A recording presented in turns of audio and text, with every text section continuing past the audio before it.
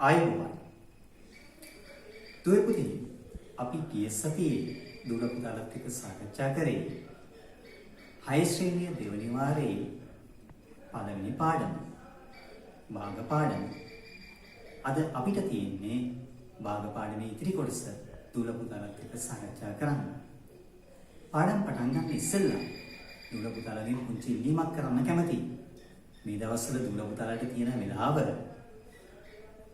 නිකරුණේ ගත කරන්නේ නැතුව හැමතිස්සෙම යම් වැදගත් කාර්යයක් සඳහා භාවිතා කරන්න කියලා ඉල්ලීමක් මේකම කරනවා. හොඳයි. එහෙනම් අපි ගිය සතියේ කතා කරපු භාග පාඩම නැවත පොඩ්ඩක් මතක් කරගෙන අපි අද පාඩමේ ඉතිරි කොටසට යමු. ගිය සතියේ කතා කරා මෙන්න මේ වගේ සම්පූර්ණ එකක් සමාන කොටස් වලට බෙදලා එයින් කොටස් කීපයක් මුළු රූපයෙන් කොච්චර ප්‍රමාණයක්ද කියලා සටහන් කරන්නේ කොහොමද කියන කාරණය. හොඳයි. මේ සම්පූර්ණ රූපය සමාන කොටස් 5කට බෙදලා මේන් කොටස් දෙකක් මම වෙන් කරලා දක්වලා තියෙනවා. මේ ප්‍රමාණය අපි සංඛ්‍යාත්මකව ලියන්නේ 5න් 2 කියලා. මේ 5න් 2 කියන භාග සංඛ්‍යාවේ ඉරෙන් යට තියෙන සංඛ්‍යාව අපි හරය විදියටත් ඉරෙන් උඩ තියෙන සංඛ්‍යාව ලවය විදියටත් හඳුනාගත්තා. ඒ එක්කම අපි භාග සම්බන්ධයෙන් කතා කරා තත්ත්‍ය භාග හා ඒකක භාග ගැන. අපි මුලින්ම කතා කරමු තත්ත්‍ය භාග එහෙම නැත්නම් නියම භාග ගැන. අපි එදා කිව්වා බිඳුවට වඩා වැඩි, එකට වඩා අඩු. එහෙමත් නැත්නම් හරයට වඩා ලවය කුඩා භාග නියම භාග කියලා අපි හඳුනාගත්තා. නැත්නම් තත්ත්‍ය භාග කියලා කිව්වා. අන්නේ නියම භාග වලින් ලවය එකවන භාග වලට අපි කිව්වා ඒකක භාග කියලා. හොඳයි. එතකොට අද අපි භාග පාඩමේ ඉතිරි කොටස දුල පුතාලත් එක්ක සාකච්ඡා කරන්නයි මේ සූදානම් වෙන්නේ. දුවේ පුතේ අපි අද කතා කරන්නේ තුල්්‍ය භාග ගැන. අද අපි කතා කරන්නේ තුල්්‍ය භාග ගැන. මුලින්ම අපි උත්සාහ කරමු තුල්්‍ය භාග කියන්නේ මොනවද කියන එක හඳුනා ගන්න. දුල පුතාලට පේනවා ඇති එක සමාන රූප සටහන් දෙකක් තමයි මම මේ ඇඳලා තියෙන්නේ. එක සමාන සමෘද්ධාකාර රූප සටහන් දෙකක් මම මේ ඇඳලා තියෙනවා. ඔයගලන්ට පේනවා මේ සමෘද්ධාශ්‍රය සමාන කොටස් 4කට වෙන් කළා. එයින් කොටස් 3ක් පාට කරලා දක්වලා තියෙනවා. එතකොට අපි ගිය සතියේ කතා කරා වගේ මේ පාට කරපු ප්‍රමාණය භාගයක් විදිහට ලියන්න පුළුවන්. සමාන කොටස් 4කට බෙදලා එයින් කොටස් 3ක් පාට කරලා තියෙනවා. ඒ ප්‍රමාණය අපිට භාගයක් විදිහට ලියන්න පුළුවන් 4න් 3 කියලා. ඒ වගේම අනිත් රූප සටහන මේක සමාන කොටස් 8කට වෙන් කළා. එයින් කොටස් 6ක් පාට කරලා තියෙනවා. මේ පාට කරපු ප්‍රමාණය භාගයක් විදිහට ලියන්න පුළුවන් 8න් 6 කියලා. දුල පුතාලට පේනවද මේ රූප සටහන් දෙකේම අඳුරු කරපු ප්‍රමාණ සමාන බව? මේ රූපය සමාන කොටස් 4කට බෙදලා කොටස් 3ක් අඳුරු කරලා තියෙනවා. ඒ සමානම රූපයක් මේ තියෙන්නේ. මේක සමාන කොටස් 8කට බෙදලා කොටස් 6ක් අඳුරු කරලා තියෙනවා. එතකොට දුර පුතාලට පේනවා ඇති මේ අඳුරු කරපු කොටස් දෙක සමාන බව. එහෙමනම් මේ භාග දෙක එකිනෙක සමානයි. මේ භාග දෙක එකිනෙක සමානයි. මෙන්න මේ වගේ හරයන් ලවයන් වෙනස් වුණත් එකම ප්‍රමාණයක් නිරූපණය කරන සංඛ්‍යා නැත්නම් භාගවලට අපි කියනවා තුල්්‍ය භාග කියලා. තුල්්‍ය භාග කියලා. එතකොට අපි තුල්්‍ය භාග හඳුන්වනවා හරයන් හා ලවයන් වෙනස් වුවද එකම ප්‍රමාණයක් නිරූපණය කරන භාග සංඛ්‍යා එනම් එකිනෙක සමාන වන භාග තුල්්‍ය භාග කියලා. හොඳයි. එතකොට තුල්්‍ය භාගයක් පිළිබඳව ඔබට යම් අදහසක් ඇති. අපි තුල්්‍ය භාග සම්බන්ධයෙන් තවදුරටත් ඉදිරියට සාකච්ඡා කරමු. හොඳයි. මේ තියෙන්නේ එක සමාන රූප තුනක්. දුර පුතලට පේනවා මේ රූප තුනේම එකම ප්‍රමාණයක් පාට කරලා දක්වලා තියෙනවා. පළවෙනි රූප සටහන බලමු. පළවෙනි රූප සටහන සමාන කොටස් දෙකකට බෙදලා මේ එක කොටසක් අඳුරු කරලා දක්වලා තියෙනවා. එතකොට මෙන්න මේ පාට කරපු ප්‍රමාණය භාගයක් විදිහට ලියන්න පුළුවන්. සමාන කොටස් දෙකකට බෙදලා එක් කොටසක් පාට කරලා තියෙන්නේ මේ ප්‍රමාණය ලියන්න පුළුවන් 2න් 1 කියලා. ඒ වගේම ඒ හා සමානම රූපයක් සමාන කොටස් 6කට බෙදලා ඒ කොටස් 3ක් පාට කරලා දක්වලා තියෙනවා. එතකොට මේ පාට කරපු ප්‍රමාණය අපිට ලියන්න පුළුවන් මුළු රූපයෙන් කොච්චර ප්‍රමාණයක්ද කියලා. සමාන කොටස් 6කට බෙදලා කොටස් 3ක් පාට කරලා දක්වලා තියෙනවා. එහෙනම් අඳුරු කරපු ප්‍රමාණය 6න් 3යි කියලා ලියන්න පුළුවන්. ඒ වගේම ඒ හා සමාන තවත් රූපයක් සමාන කොටස් 12කට බෙදලා කොටස් 6ක් පාට කරලා දක්වලා තිනවා. මේ පාට කරපු ප්‍රමාණය ලියන්න පුළුවන් භාගයක් විදිහට 12න් 6යි කියලා. 12න් 6යි කියලා. එතකොට දුර පුතලට පැහැදිලි ඇති මේ රූප තුනේම එක හා සමාන රූප තුනක් එකම ප්‍රමාණයක් තමයි පාට කරලා තියෙන්නේ. එහෙනම් මේ භාග එකිනෙක සමාන බව. මේ භාග එකිනෙක සමාන බව. එහෙනම් මේ භාග තුල්්‍ය භාග බව ඔබට පැහැදිලි ඇති. දැන් අපි බලමු දුවේ පුතේ දෙකින් එකට තුල්්‍ය භාගයක් තමයි 6න් 3. මේ දෙකින් එකට තුල්්‍ය භාගයක් වෙන 6න් 3 අපිට ලබා ගන්න පුළුවන් කොහොමද කියන කාරණය. බලමු. මේ තියෙන පුතේ දෙකින් එකට 6න් 3 සමාන බව. තුල පුතාලට පේනවද? දෙකින් එකේ හරය හා ලවය එකම සංඛ්‍යාවකින් ගුණ කිරීමෙන් අපිට 6න් 3 ලබා ගන්න පුළුවන් බව.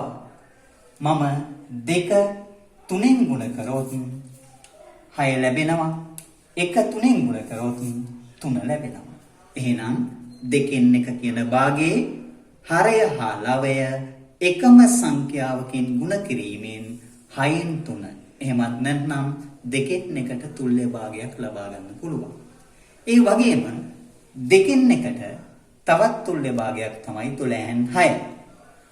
මම දෙකෙන් එක කියන භාග සංඛ්‍යාවේ හරය 6න් ගුණ කරොත් 12 ලැබෙනවා. ඒ වගේම ලවය 6න් ගුණ කරොත් 6 ලැබෙනවා. එහෙනම් දෙකෙන් එකට තවත් තුල්්‍ය භාගයක් ලබා ගන්න පුළුවන්. මේ 12න් 6 ලබා ගන්න පුළුවන් දෙකෙන් එකේ හරය හා ලවය දෙකම 6න් ගුණ කිරීමෙන්. එහෙනම් දුල පුතාලට පැහැදිලිද?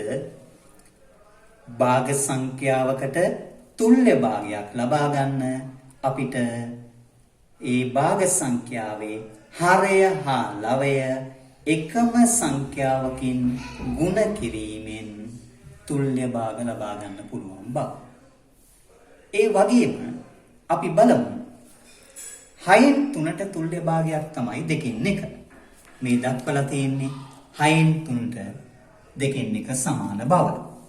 එතකොට දුවේ පුතේ මේ 6න් 3 කියන තුල්්‍ය භාගය 6න් 3 කියන භාගයට තුල්්‍ය භාගයක් ලබා ගන්න පුළුවන් ක්‍රමයක් ගැන හිතමු. ඔයගලන්ට පේනවා 6න් 3 ලවය හා හරය එකම සංඛ්‍යාවකින් ගුණ කරොත් අපිට දෙකෙන් එක ලබා ගන්න බැරි පව.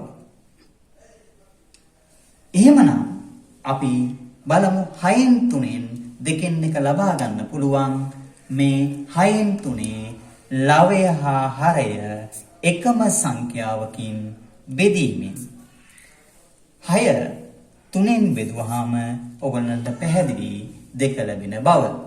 3 3න් බෙදුවාම ඔයගොල්ලන්ට පැහැදිලි 1 ලැබෙන බව. එහෙනම් 6න් 3ට තුල්‍ය භාගයක් ලබා ගන්න පුළුවන් තවත් ක්‍රමයක් තමයි 6න් 3 හරය හා ලවය එකම සංඛ්‍යාවකින් බෙදීමෙන් අපිට තුල්‍ය භාග ලබා ගන්න පුළුවන්. ඒ වගේම 12න් 6 කියන භාගයට තුල්‍ය භාගයක් තමයි 2කින් 1. බලමු 12න් 6 කියන භාගය 2කින් 1 බවට පත් කරගන්න අපි මොකක්ද කරන්න ඕන? දුර පුතාලට පේනවා ඇති 12 6න් බෙදුවාම 2 ලැබෙන බව. ඒ වගේම 6 6න් බෙදුවෙන් පස්සේ 1 ලැබෙන බව. එහෙනම් භාගයකට තුල්‍ය භාග ලබා ගැනීමේදී හරය හා ලවය එකම සංඛ්‍යාවකින් බෙදීමෙන් අපිට තුල්‍ය භාග ලබා ගන්න පුළුවන්. එහෙමනම් දුවේ පුතේ භාග සංඛ්‍යාවකට තුල්‍ය භාග ලබා ගන්න පුළුවන් ක්‍රම දෙකක් ගැන අපි කතා කරා. භාග සංඛ්‍යාවක හරය හා ලවය එකම සංඛ්‍යාවකින් ගුණ කිරීමෙන් ඒ වගේම භාග සංඛ්‍යාවක හරය හා ලවය එකම සංඛ්‍යාවකින් බෙදීමෙන් අපිට තුල්‍ය භාග ලබා ගන්න පුළුවන්. හොඳයි. එහෙනම් බලන්න භාග සංඛ්‍යාවක ලවය හා හරය එකම පූර්ණ සංඛ්‍යාවකින් මෙතනදී පුතේ පූර්ණ සංඛ්‍යා කියනකොට අපි බිඳුව මෙතනට යොදාගන්නේ නැහැ කියන එකක් පොඩ්ඩක් මතක තියාගන්න. එකම පූර්ණ සංඛ්‍යාවකින් ගුණ කිරීමෙන් හෝ බෙදීමෙන් එම භාගයට තුල්‍ය භාග ලබාගත හැකියි. එහෙමනම් අපිට පුළුවන් භාග සංඛ්‍යාවකට තුල්‍ය භාග ලබා ගන්න ක්‍රම දෙකක් උපයෝගී කරගන්න. හරය හා ලවය එකම සංඛ්‍යාවකින් ගුණ කිරීම. එහෙම නැත්නම් ලවය හා හරය එකම සංඛ්‍යාවකින් බෙදීම. අපි ওই ක්‍රම දෙකටම අපිට තුල්‍ය භාග ලබා ගන්න පුළුවන්. ඒ වගේම දෙකින් එක වගේ භාගයකට තුල්‍ය භාග ලබා ගැනීමේදී ලවය හා හරය එකම සංඛ්‍යාවකින් බෙදීමෙන් දෙකින් එකට තුල්‍ය භාග ලබා ගන්න බැරි බවත් අපි තේරුම් ගන්න ඕන. දෙකින් එක කියන භාග සංඛ්‍යාවේ 2 හා 1 මේ දෙකම බෙදෙන පූර්ණ සංඛ්‍යාව වෙන්නේ 1. එතකොට දෙකින් එකේ ලවය හා හරය දෙකම එකෙන් බෙදුවාම අපිට ඒත් ලැබෙන්නේ දෙකින් එකම තමයි. ඒ නිසා හැම භාගයක්ම ලවය හා හරය එකම සංඛ්‍යාවකින් බෙදීමෙන් තුල්‍ය භාග ලබා ගන්න බෑ. හැබැයි ඕනම භාගයක ලවය හා හරය එකම සංඛ්‍යාවකින් ගුණ කිරීමෙන් අපිට තුල්‍ය භාග ලබා ගන්න පුළුවන්. ඒ ගැන දුල පුතාලගේ අවධානය යොමු කරන්න. හොඳයි. එතකොට අපි මේ කතා කරේ තුල්‍ය භාග සම්බන්ධයෙන්. අපි මේ තුල්‍ය භාග සම්බන්ධයෙන් ඉගෙන ගත්ත දේවල් තවදුරටත් පැහැදිලි කරගන්න මේ සම්බන්ධ අභ්‍යාසයකට යමු.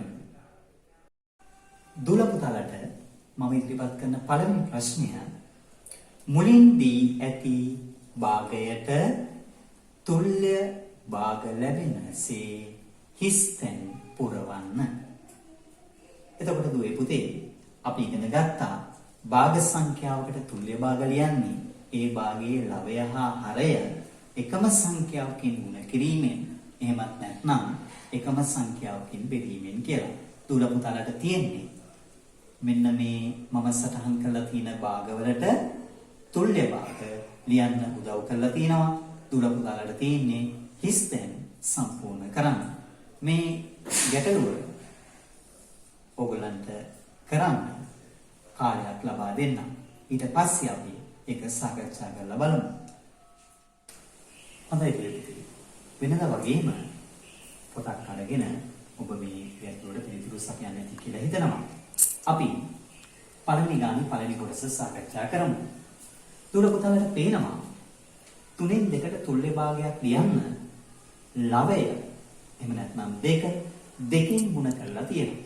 එහෙනම් අපි හරයක් දෙකින් ගුණ කරන්න ඕන. එහෙනම් අපි ගුණ කරමු. 3 වරක් 2 6යි, 2 වරක් 2 4යි. එහෙනම් අපි 3න් 2ට තුල්්‍ය භාගයක් ලිව්වා.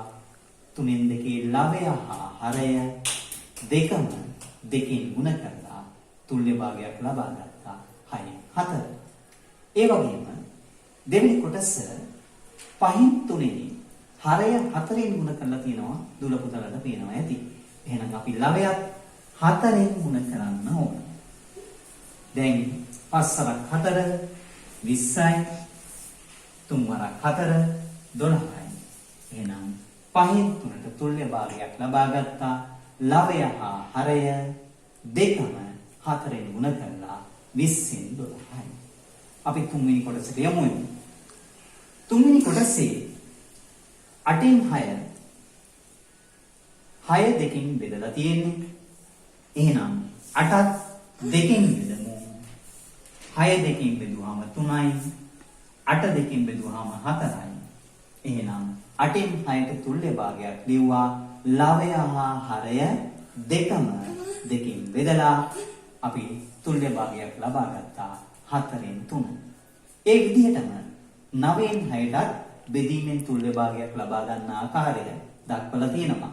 දුල පුතලට තියෙන්නේ ඉස්සෙන් සම්පූර්ණ කරන්න. 9 3න් බෙදුවා නම් 6ත් 3න් බෙදමු. 9 3න් බෙදුවාම 3යි, 6 3න් බෙදුවාම 2යි. එහෙනම් 9න් 6ට තුල්්‍ය භාගයක් ලබා ගත්තා. 3න් 2. හොඳයි. බලන්න දුල පුතාලා පළවෙනි ප්‍රශ්නෙට කොච්චරක් දුරට නිවැරදිව පිළිතුරු සපයලා තියෙනවද කියලා. එහෙමනම් අපි අභ්‍යාසයේ දෙවෙනි ගැටලුවට යමු. දෙවෙනි ගැටලුව තුල්්‍ය භාග දෙක බැගින් ලියන්න. තුල්්‍ය භාග දෙක බැගින් ලියන්න. පළවෙනි කොටස 4න් 3, දෙවෙනි කොටස 5න් 4. මේ ගැටලුවට පිළිතුරු සපයන්න දුල පුතාලට යම් කාලයක් දෙන්නම්. අපි ඊට පස්සේ තුල්්‍ය භාග ලියන ආකාරය සාකච්ඡා කරමු. හොඳයි දුවේ පුතේ. අපි දෙවෙනි ගානේ පළවෙනි කොටස සාකච්ඡා කරමු. අපිට ගානේ කිව්වේ තුල්්‍ය භාග දෙක බැගින් ලියන්න කියලා. 4න් 3ට තුල්්‍ය භාග ලියනකොට දුල පුතාලට මම ඉස්සෙල්ලා කියපු කාරණයක් නැවත මතක් කරන්නම්. 4න් 3ට තුල්්‍ය භාග ලිවීමේදී ලවය හා හරය එකම සංඛ්‍යාවකින් බෙදීමෙන් තුල්්‍ය භාග ලියන්න බැරි බව අපි පොඩ්ඩක් තේරුම් ගමු. දුවේ පුතේ 4න් 3 ලවය හා හරය මේ දෙකම බෙදෙන පූර්ණ සංඛ්‍යාවක් තියෙන්නේ එක පමණයි. දුල පුතාලට පැහැදිලි ඇති 3 එකකින් බෙදුවත් නැවත ලැබෙන්නේ 3මයි. 4 එකකින් බෙදුවත් නැවත ලැබෙන්නේ 4ම තමයි. එහෙමනම් අනිවාර්යෙන් මේ වගේ භාගයකට තුල්්‍ය භාග ලිවීමේදී ලවය හා හරය එකම සංඛ්‍යාවකින් ගුණ කිරීම තමයි අපිට යොදා ගන්න වෙන්නේ. මම පළමුව 4න් 3 ලවය හා හරය දෙකෙන් ගුණ කරන්න. එතකොට 3 වරක් 2 6යි, 4 වරක් 2 8යි. ඔන්න මම එක තුල්්‍ය භාගයක් ලබා ගත්තා 8න් 6. නැවත 4න් 3 ලවය හා හරය මම 4න් ගුණ කරන්න. එතකොට 3 වරක් 4 12යි, 4 වරක් 4 16යි.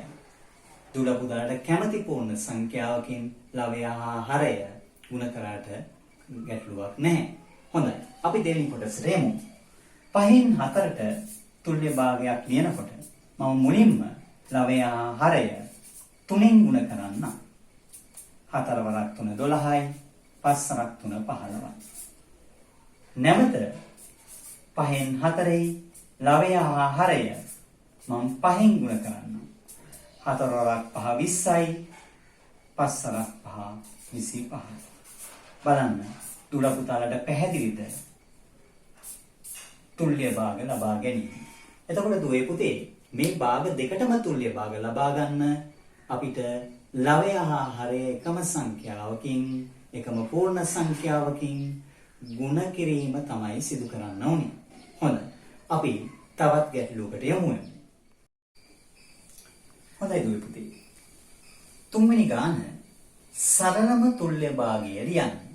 දුර පුතාලට මම භාග දෙකක් ඉදිරිපත් කරලා තියෙනවා සරලම තුල්්‍ය භාගය ලියන්න. එතකොට ඔය පුතේ සරලම තුල්්‍ය භාගය ලිවීමේදී අනිවාර්යයෙන්ම මේ භාගයේ ලවයා හරය මුණ කිරීමෙන් සරල තුල්්‍ය භාග ලබා ගන්න බෑ. එහෙනම් අනිවාර්යෙන් දුර පුතාලට ලවයා හරය එකම සංඛ්‍යාවකින් බෙදීමෙන් තමයි සරලම තුල්්‍ය භාගය ලබා ගන්න වෙන්නේ. දුර පුතාලට පුංචි වෙලාවක් දෙන්නම්. මේ කොටස් දෙකට පිළිතුරු සපයන්න. අපි පළවෙනි කොටස බලමු. පළවෙනි භාගය 8න් 4. 8න් 4ට සරලම තුල්්‍ය භාගය ලිවීමේදී දුර පුතාලට ක්‍රම කීපයක් යොදා ගන්න පුළුවන්. දුර පුතාලට පේනවා නම් 8 සහ 4 යන සංඛ්‍යා දෙකම බෙදෙන ලොකුම සංඛ්‍යාව 4 බව දුර පුතාලට පුළුවන් 8න් 4 ලවය සහ හරය දෙකම 4න් බෙදන්න. එතකොට 4 4න් බෙදමු 1යි 8 4න් බෙදමු 2යි. එහෙනම් සරලම තුල්්‍ය භාගය 2න් 1. තවත් කෙනෙකුට පුළුවන් 8න් 4 පළමුව ලවය හා හරය දෙකින් බෙදීමෙන් 4 දෙකින් බෙදුවාම 2යි. මම එකවර ලියනවා 8 දෙකින් බෙදුවාම 4යි. හැබැයි දුවේ පුතේ මේක සරලම තුල්්‍ය භාගය නෙවෙයි. මොකද 2 සහ 4 නැවත බෙදන්න පුළුවන් දෙකින්. 2ට 2 ඒවා 1යි 4ට 2 ඒවා 2යි. දුර පුතාලට පැහැදිලිද? මේ තනි පියවරෙන් සරලම තුල්්‍ය භාගය ලබා ගත්තා. මේ පියවර දෙකකින් සරලම තුල්්‍ය භාගය ලබා ගත්තා. දුර පුතාලා තේරුම් ගන්න ඕන 8 සහ 4 භාගයේ හරය හා ලවය යන සංඛ්‍යා දෙකම බෙදෙන ලොකුම සංඛ්‍යාවෙන් එකවර බෙදීමෙන් එකවරම සරලම තුල්්‍ය භාගය ලබා ගන්න පුළුවන්. අපි දෙවෙනි කොටසත් බලමු. 12 8 දුර පුතාලට පේනවද? 12 සහ 8 සංඛ්‍යා දෙකම බෙදෙන ලොකුම සංඛ්‍යාව තමයි 4. මම මේ සංඛ්‍යා දෙකම 4න් බෙදන්නම්. 8ට 4 ඒවා 2යි 12ට 4 ඒවා 3යි. එහෙනම් 12න් 8ට සරලම තුල්්‍ය භාගය තමයි 3න් 2. හොඳයි දුර්බුදි. අපි තවත් ගැටලුවකට යමු. 4 වෙනි ගැටලුව අපි ගාන කියවමු. 9න් 6 හා 12න් 8 තුල්්‍ය භාග වේදයි සොයන්න. 9න් 6 හා 12න් 8 තුල්්‍ය භාග වේදයි සොයන්න. මේ ගැටලුවට දුර පුතාලට පොඩි කාලයක් ලබා දෙන්න. උත්සාහ කරන්න මේ භාග දෙක තුල්්‍ය භාග වෙනවද නැද්ද කියන එක හොයන්න. හොඳයි දුවේ පුතේ. අපි ගාන සාකච්ඡා කරමු. පළවෙනි භාගය 9න් 6. අපි 9න් 6ට සරලම තුල්්‍ය භාගය ලියමු. දුර පුතාලට පේනවද මේ ලවය හා හරය දෙකම බෙදන්න පුළුවන් ලොකුම සංඛ්‍යාව තමයි 3. 6ට 3 ඒවා 2යි 9ට 3 ඒවා 3යි. ඒ විදිහම 12න් 8ටත් සරලම තුල්්‍ය භාගය ලියමු. අපි දැන් ටික වෙලාවකට ඉස්සෙල්ලා මේ ගාන සාකච්ඡා කරා. 4න් බෙදන්න පුළුවන්. එහෙනම් 12න් 8ට සරලම තුල්්‍ය භාගයක් 3න් 2. එහෙනම් දුර පුතාලට පැහැදිලි මේ භාග දෙකම සරලම ආකාරයෙන් දැක්වුවාම එකම පිළිතුර ලැබෙන බව. එම නිසා අපිට කියන්න පුළුවන් 9න් 6 සමානයි 12න් 8ට. එනම් 9න් 6 හා 12න් 8 තුල්්‍ය භාග වේ. එනම් අවසානයේ සටහන් කරන්න. එනම් 9න් 6 හා 12න් 8 තුල්්‍ය භාග වේ. හොඳයි දුවේ පුතේ. එතකොට දුවේ පුතේ අපි භාග පාඩමේ දෙවෙනි කොටස තමයි සාකච්ඡා කරේ. අද අපි කතා කරේ භාගයකට තුල්්‍ය භාග ලියන්නේ කොහොමද කියන එක. එතකොට භාගයකට තුල්්‍ය භාග ලියන්න පුළුවන් භාගයක ලවය හා හරය එකම සංඛ්‍යාවකින් ගුණ කිරීමෙන් හෝ බෙදීමෙන්. දුවේ පුතේ මේ භාග පාඩමේ අපිට තවත් ඉදිරියට කතා කරන්න තව කොටස් කීපයක් තියෙනවා. එහෙනම් අපි ඊළඟ කොටස තමයි අපේ භාග සංසන්දනය කියන කොටස. අපි භාග සංසන්දනය පාඩමෙන් නැවත හමු වෙන තේ දුල පුතාලා හැමෝටම තෙරුවන් සරණයි.